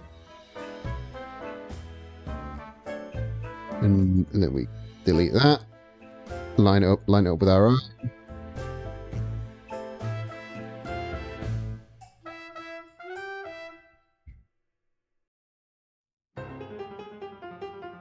Center align. I'm going to make copies. Create outlines, create outlines. Do not create outlines until the very, very last second. Because what create outlines does is it turns this from a text object into just a shape. Which means you can align it better, but okay. Okay. Gang, did we cook? Did we cook? For some reason, this is making me think of the film. The font is a little bit Home Alone-y. Font is a little Home Alone-y, but I think if we compare this to this, like, there's a clear winner. there is a clear winner here. I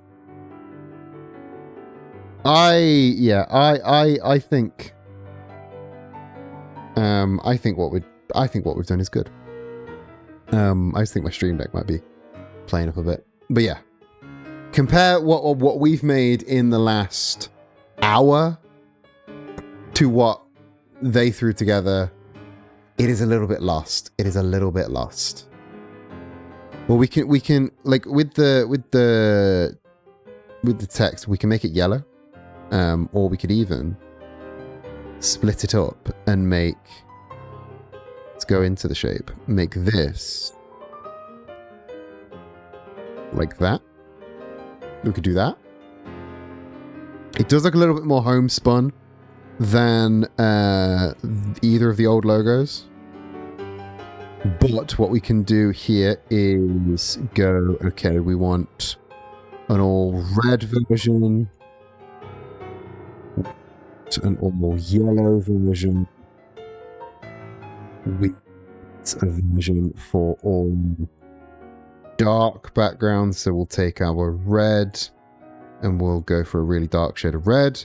We want a version for all white backgrounds. So this is how we finish up with this kind of thing. We take a very, very light shade of the yellow. So we've got the full version, the all red, the all white, the dark, and the white. Boom.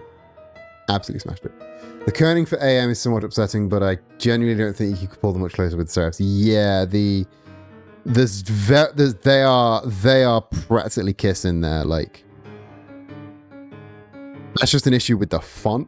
And I like if this was a paid project, if this was like if I was working for weeks, months on this and not an hour, then I would make the letter forms custom. I would alter it a little bit more, unless you pull it away from the G. Let's have a look at that. If we nudge that, and then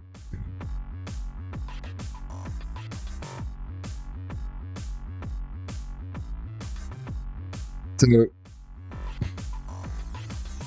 that is reasonably how close you get those, but then like that's too close on my liking.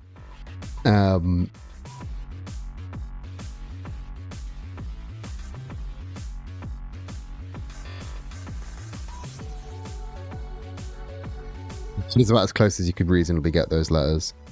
I am going to do it. I'm going to go in with custom letter forms. Let's rulers. I'm going to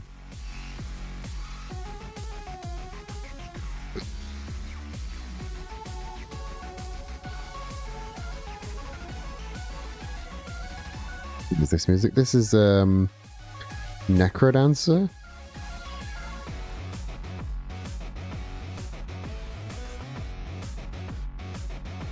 Ooh, that's nasty. So I think we need to do something. I think because my eye, I'm expecting the M to be center. I mean, that's because it's left aligned. There is not really a center. I quite like this little swish that the M does. Is there maybe something we could I've set the center of the word games. I get what you're saying. I get what you're saying. If we take these letters and we flip them, then I see what you're saying with wanting the word, wanting the M to be in the center, which at the minute it is not. It's way more like it's slightly off in that way. The mirror logo. Mirroring is a really good thing to do during the logo creation because it gets your eye to look at the shapes rather than the letters, which is just a really helpful thing to do. While I'm looking at kerning, I am going to get rid of all these because all these are now wrong, sick and wrong. While we're looking at the kerning, I think there might be something in shifting the W over by just a touch, shifting everything up closer to the W by just a touch. Just like a few pixels. I think that is a little bit better. And maybe shifting this P up a little bit. It's just these minor little things. I'm irritated about this. Yeah. I might shape builder.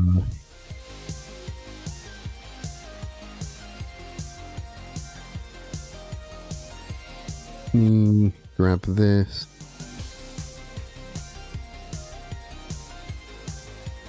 I could move this up to there. Select all, shape builder. Looks just visually a little bit better now that they're a straight line.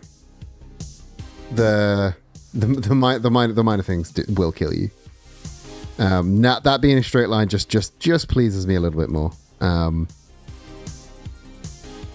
So yeah, now let's shifty that in by it was like 3 and then 2, and then we can ensure that this is all centered up to each other again, like a bam. And inside here, you need to group these, select both of them, and center. It will maybe center by a couple of pixels, but it's an important couple of pixels, you dig?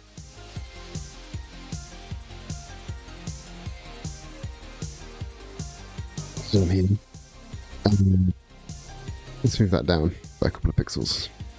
And this is they're a little bit too chummy at the minute. They need to go down to just down the 1 actually. And then up 1 there. I really should change the category to art while I'm here making art. I'm still on just chatting, I think, and that's a Twitch crime. I've committed a Twitch crime. It's fine. Nobody will care. So again, this is our full. This isn't quite a full suite, but let's.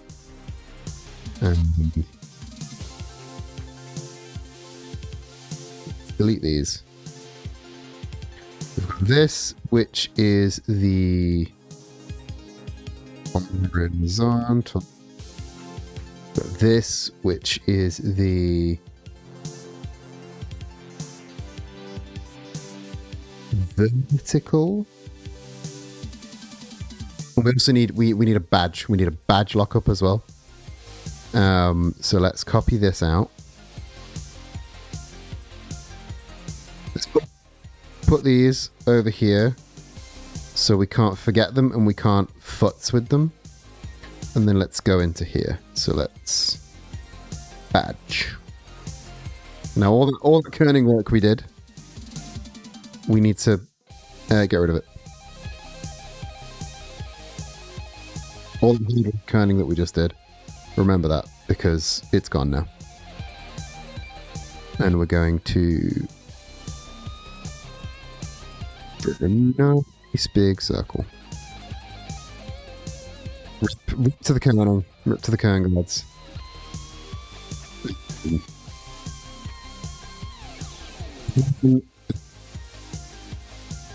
These sort of quick design exercises are really handy for like keeping yourself sharp, because again, this isn't the full process. This isn't like the way I make designs for clients. That would be ridiculous if I did all this quick for clients.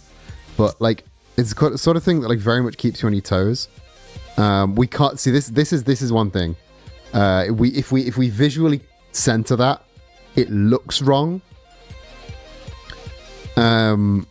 If we just bump it down by a little, that now looks visually centered because of the weight of everything. So yeah, let's type on a path.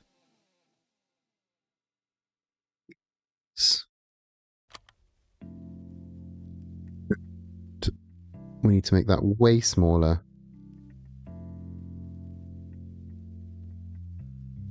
With bigger kerning, I think.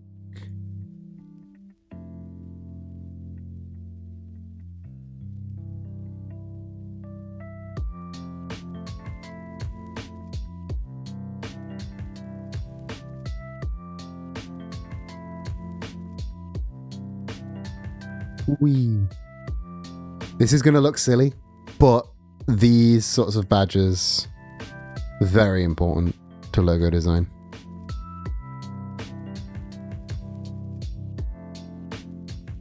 And then copy paste. Workshop. And then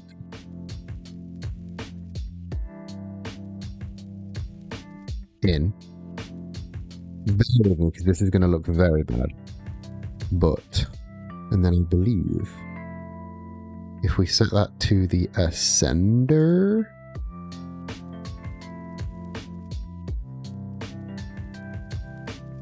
if we set that to the ascender and that to the descender, they should then, ooh, that is wrong. How about we just set them both to the center and work out the sizes from there? That works fine by me.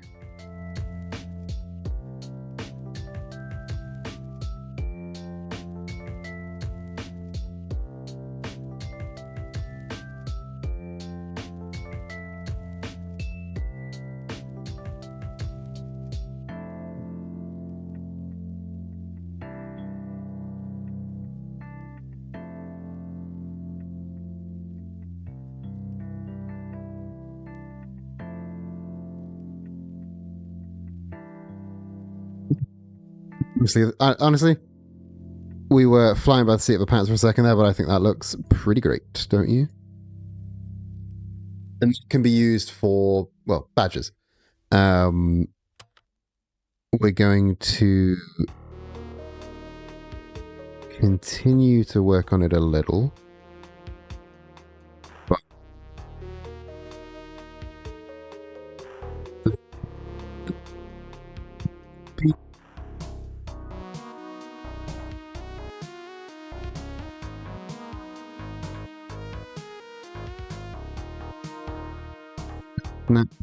to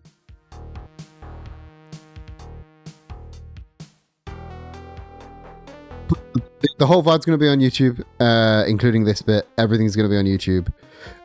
If you look in the links on my Twitch page just below the stream, you should be able to find a link to my YouTube channel for the Twitch. But it's youtube.com/@QuakeBook_Twitch. The VOD will be up there, and it'll be chaptered with the presentation and then the logo creation challenge as two separate things, so don't need to worry about that.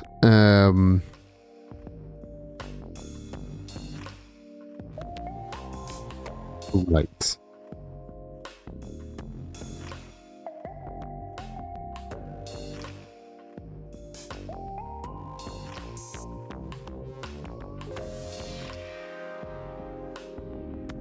To be honest with you, I'm kind of freeballing right now. because what I want to do is cut out around the letters. And I know there's a nice way of doing that, but I couldn't tell you what it was.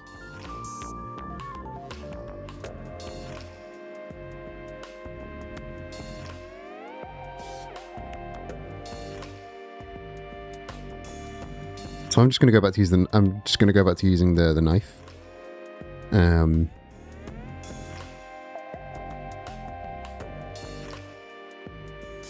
I can't use the scissors because it's not on a... Oh, I can use the scissors. And this again is not the cleanest and tidiest way to do this, but it's the way I'm deciding to do it.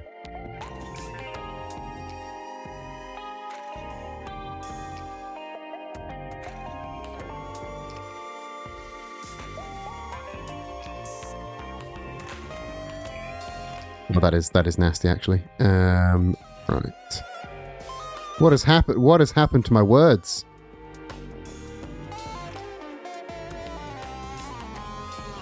Why is the word workshop suddenly backwards?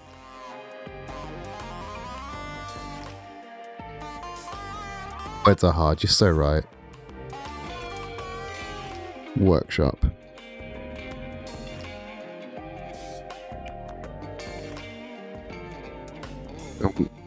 Please, and I would like that to go inward. There we go, I fixed it. Give me games, give me workshop, give me that which I did dessert shop. Expand that path. I'm going to do this the old-fashioned way. Expand that path by 20 with a nice round on it. And then give me those and the ellipse. And I'm gonna do this the old nasty way. Let's grab those two. Let's minus front. Oh, I need to expand that first. Expand. Like I said before, you expand something, it just becomes a standalone shape. That was what I was trying to do. I made that so much harder than it needed to be. And then let's just smooth out those ends. Oh, not that much. I love making things so much harder than they need to be, don't you? Let's go into this group. Let's smooth out these corners. Oh, sexy little thing. Sexy little smoothed out corner. Shwip. And shwip. Gorgeous. Gorgeous.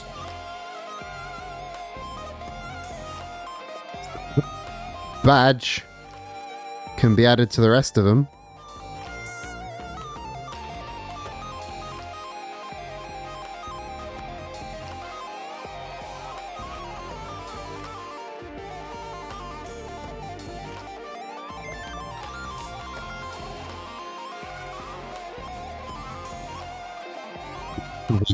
What is happening there?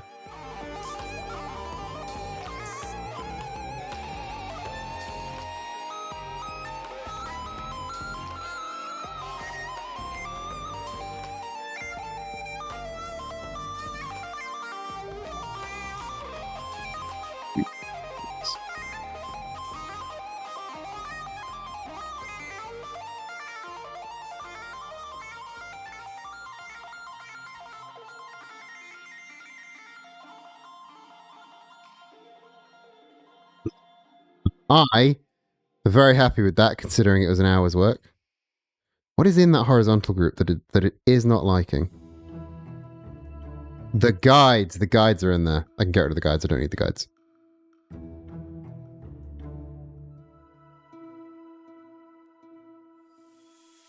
Yep. Yeah. Center, please. Guitar. It's like a guitar that's got keys.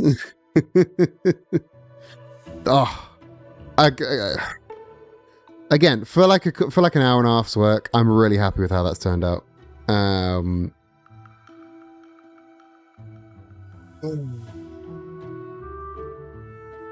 One of them, but I don't fancy spending it. But I think that guitar's that expensive. Christ on a cracker. Yeah, this has been really short, but honestly, I expected both sections of the stream to take longer. But I'm happy. I'm real happy with this. It's very different to what we've got. And let's see how it would look in the darkest of reds. In the lightest of yellows. We've got everything that we need. It's very different to both the old brand and the new brand. But honestly, I'm pretty happy with that. I'm pretty smashed with that. You would be super cool if you had a rolling guitar. But what do you think, chat? We made a fun little logo for Games Workshop. I hope we all learned something.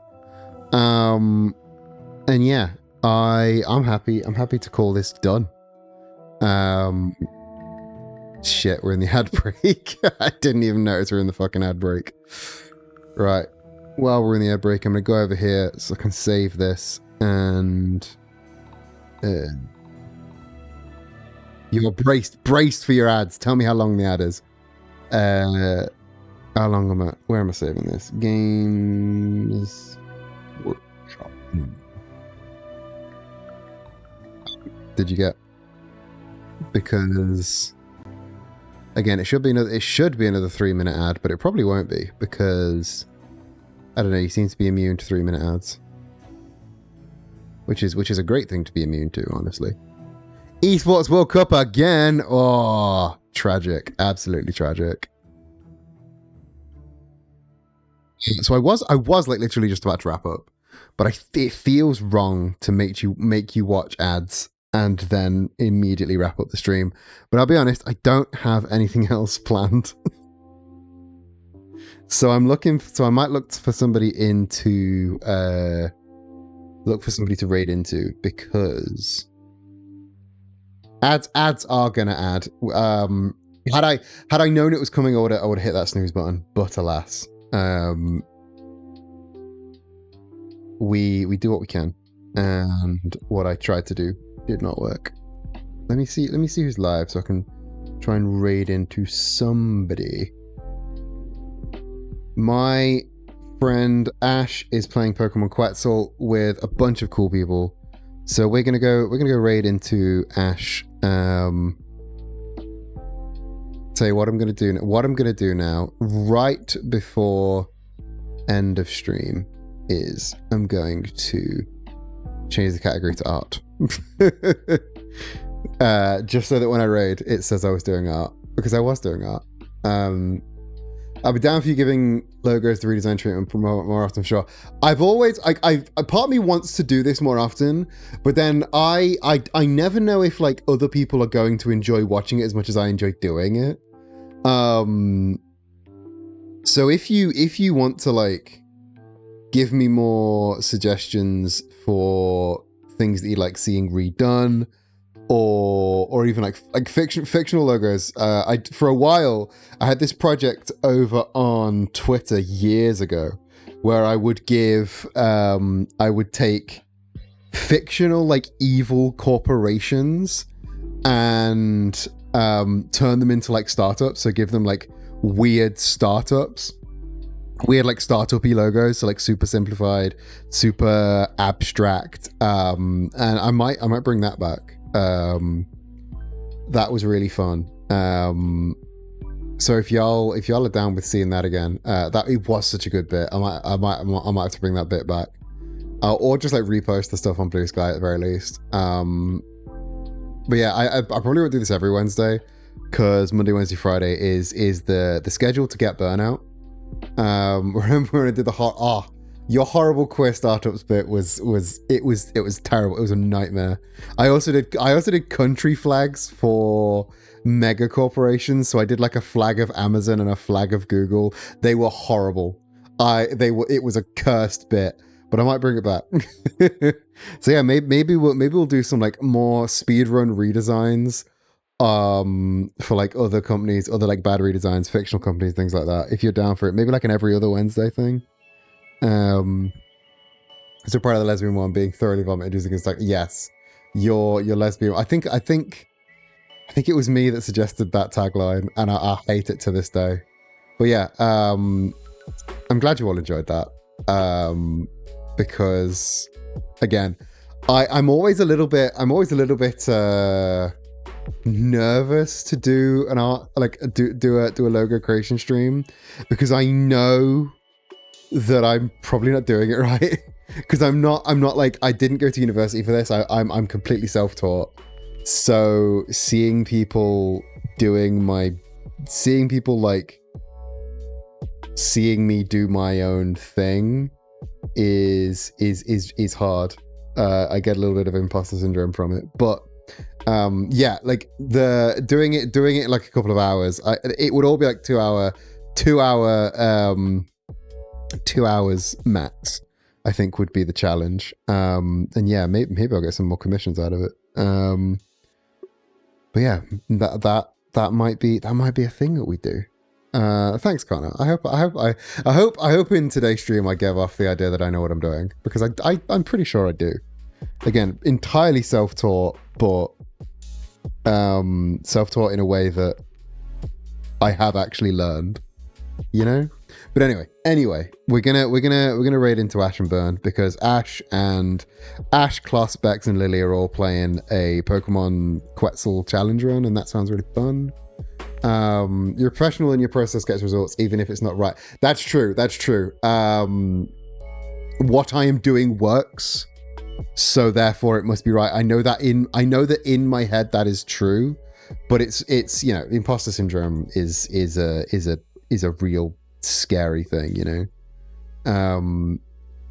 It doesn't make sense, because I know that I know what I'm doing, but yeah, it's rough, it's weird. But yeah, if y'all like watching it, I like doing it. Then yeah, come into Discord and throw ideas at me. And maybe we'll do it like an every other Wednesday. We do a cheeky design stream. I'm really glad you all enjoyed it. I know I've said this like 3 times now. Really glad you all enjoyed it. But yeah, let's go say hello to Ash and the gang, shall we?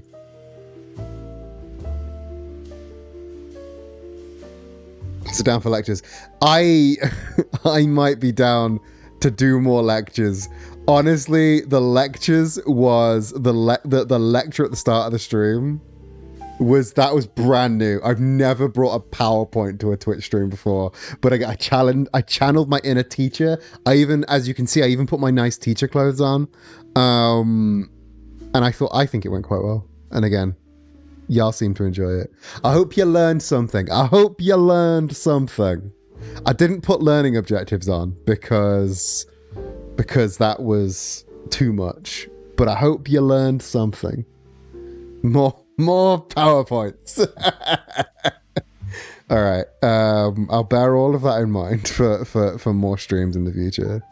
No waltz and wilfs. No waltz and wilfs. We weren't taught waltz and wilfs. But yeah, we're gonna go raid Ash. There's your raid message.